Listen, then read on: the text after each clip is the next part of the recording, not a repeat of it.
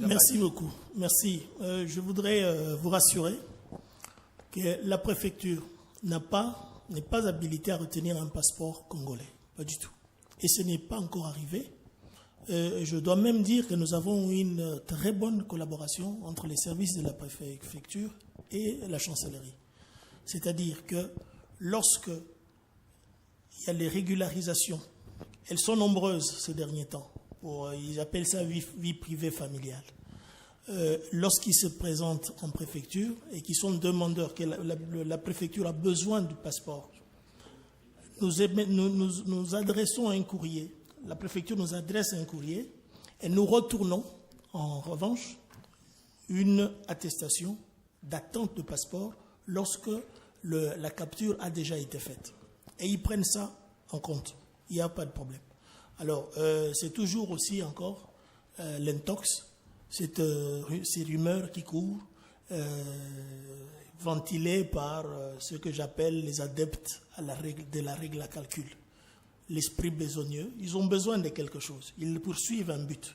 Ce but-là, ils l'auront certainement pas avec moi. Parce que moi, je ne les affronterai pas sur le terrain polémique.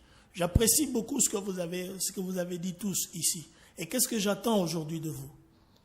J'attends que vous soyez mes interlocuteurs, que vous puissiez répandre la bonne nouvelle, parce que vous l'avez. Moi, je suis là pour vous. Si ça n'a pas de sens que je sois ambassadeur parmi mes compatriotes et que je me dise ambassadeur, mais ambassadeur de qui? Pour qui? C'est pour vous. Une des plus grandes missions que j'ai, c'est de protéger et défendre. On ne l'affiche pas. Vous savez,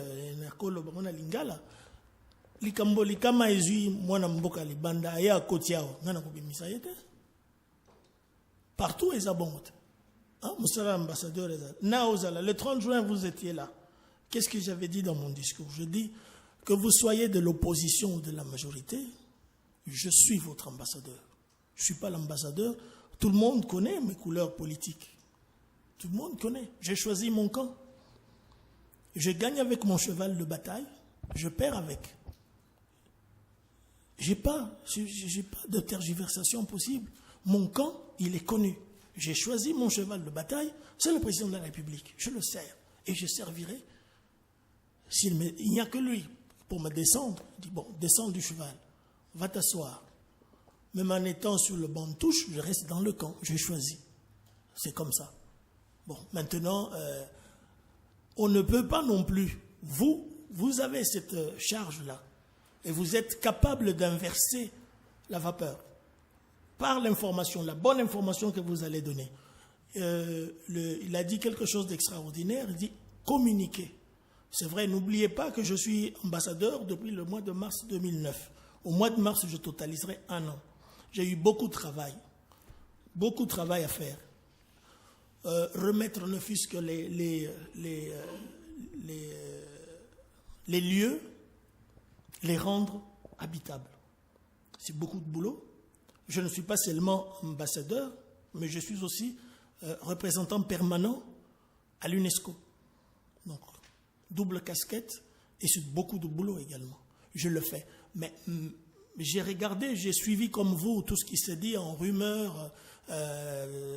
Je dis, je ne veux pas polémiquer. Lorsque vous, qui êtes chasseur de l'information, vous m'envoyez un papier en sommation. Vous dites, répondez. Est-ce que c'est vrai que vous avez fait ça? Est-ce que c'est vrai que vous avez... Est-ce que c'est vrai? Comment? Vous devenez qui, vous? Procureur général de la République? Vous agissez au nom du parquet? Vous mettez l'ambassadeur au pilori et l'ambassadeur vient ici, il répond? Moi, je ne suis pas ce genre d'ambassadeur-là. Ce n'est pas vrai, ça. C'est tout cela que vous apprenez. Nous savons que vous êtes... Je ne suis en conflit avec personne. Mais je ne permettrai à personne de me traiter comme si j'étais un enfant qui doit recevoir des leçons de celui-là. Vous dites non.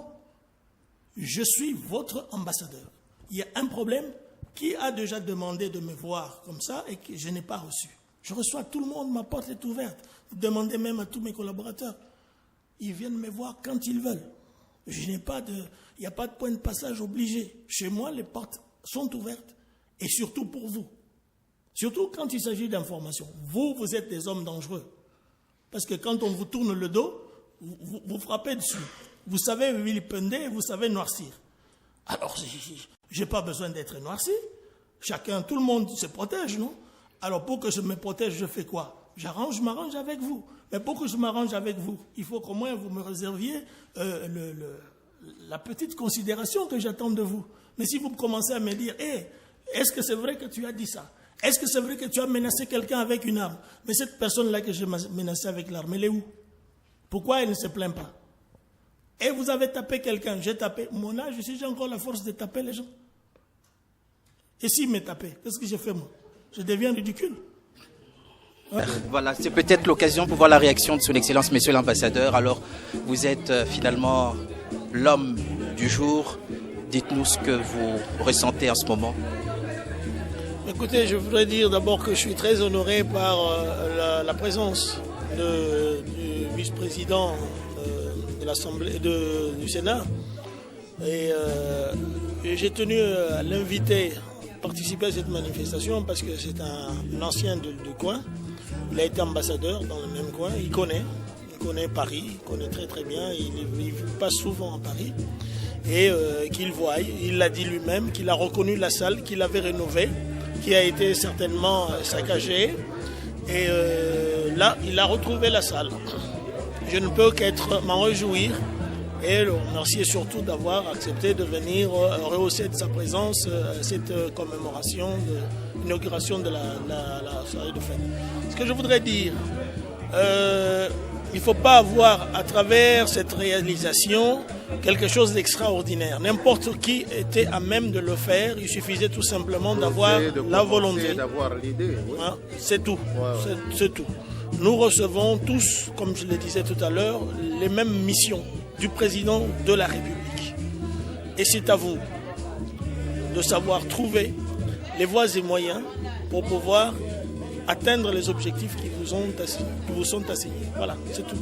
Le reste, bon, c'est une question. Vous savez, c'est comme les goûts et les couleurs. Hein. Ça ne discute pas.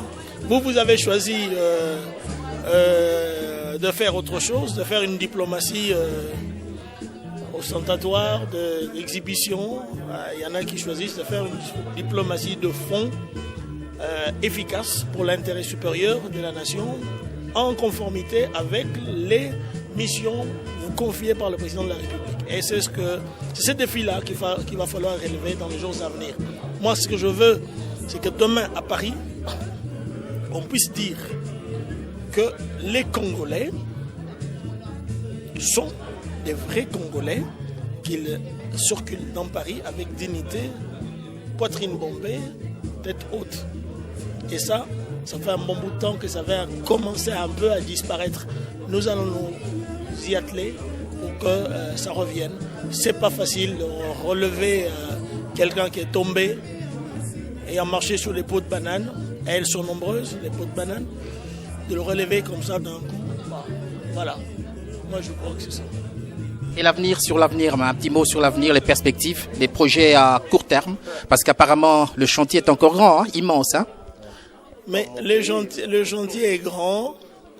L'ambassadeur, c'est pas l'ambassadeur de Miranjoku, son ambassadeur, c'est l'ambassadeur de la République démocratique du Congo et c'est l'ambassadeur du président de la République, le général-major Joseph Kabila. Il le sait, il m'a donné les missions, il donne les moyens et tout va aller. L'avenir, il est devant nous. Hein. Il doit être radieux. Pourquoi voulez-vous qu'on soit défaitiste devant ça? C'est pas normal. Je vous remercie.